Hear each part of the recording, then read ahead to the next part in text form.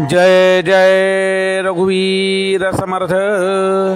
श्री रामदास स्वामी विरचित ग्रंथराज दासबोध दशक 1 समास 5वा. संत स्तवन.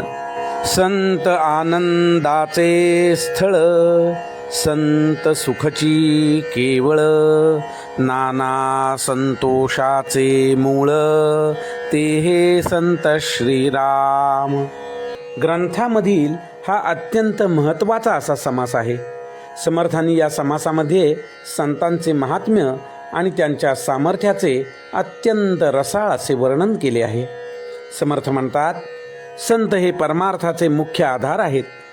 ज्या परमात्म वस्तूचा लाभ होणे अत्यंत कठीण आहे, ती वस्तू संतांच्या सहवासामुळे सहज सुलभ होते. सृष्टीचा नियम असा आहे की डोळ्याला दिसणारे पदार्थ सूर्याच्या प्रकाशात सहज दिसतात, पण जी वस्तू म्हणजे जे ब्रह्म डोळ्यांना दिसत नाही आणि बुद्धीला सुद्धा ज्याचे आकलन होत नाही, ते मात्र संतांच्या कृपेने सहज प्राप्त होते. समर्थांनी चंद्र, सूर्य आणि दिव्याचे उदाहरण देऊन संतांचे वेगळेपण सिद्ध केले आहे. सूर्य हा अणुरेणू प्रकाशू शकतो, पण आत्मवस्तू दाखवू शकत नाही. वेद सुद्धा ज्याचे वर्णन करताना थकून जातात, ती मायातीत वस्तू संत आपल्या अनुभवातून साधकाला प्राप्त करून देतात.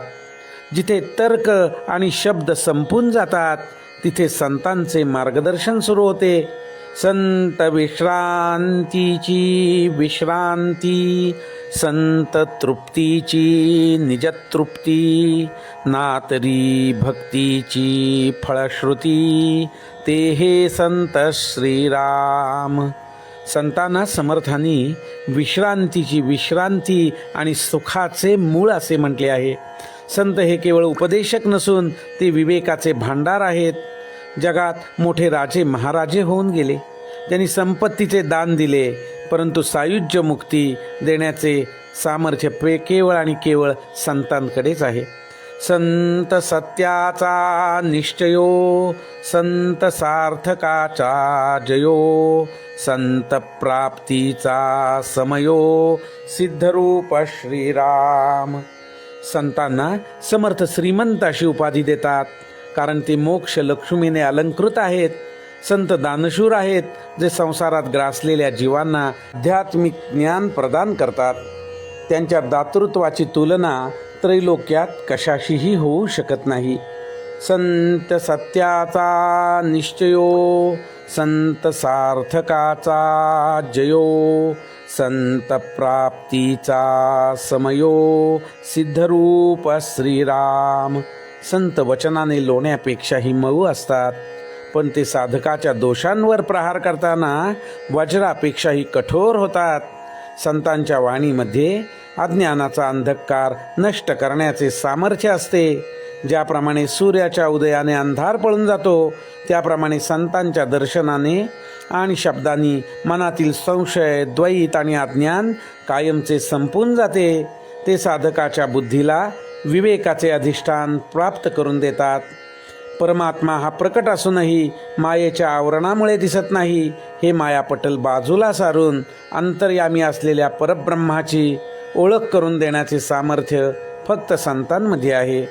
समर्थ म्हणतात, सद्गुरूंचे ऋण कोणत्याही प्रकारे फेडता येत नाही. समर्थ म्हणतात, संत हे आनंदाचे कंद आहेत. ज्यांच्यामुळे ईश्वराची ओळख पटते, ते संतच धन्य आहेत. संतांच्या स्तुतीने वाणी पावन होते आणि अंतःकरण शुद्ध होते. संतांचे हे स्तवन म्हणजे प्रत्यक्ष ईश्वराचे स्तवन आहे. जे त्रैलोक्याहून वेगळे, जे वेदश्रुतीशी नाकळे, तेची जयाचे निवोळे, परब्रह्म अंतरी श्रीराम. ऐसी संतांची महिमा, बोलेल तितुकी उणी उपमा जयाचे निमुख्य परमात्मा प्रकट होये श्रीराम इति श्री दासबोधे गुरुशिष्य संवादे संतस्तवन नाम समास पाचवा श्रीराम राजाधिराज प्रभु रामचंद्र की जय महारुद्र हनुमान की जय जय जय रघुवीर समर्थ।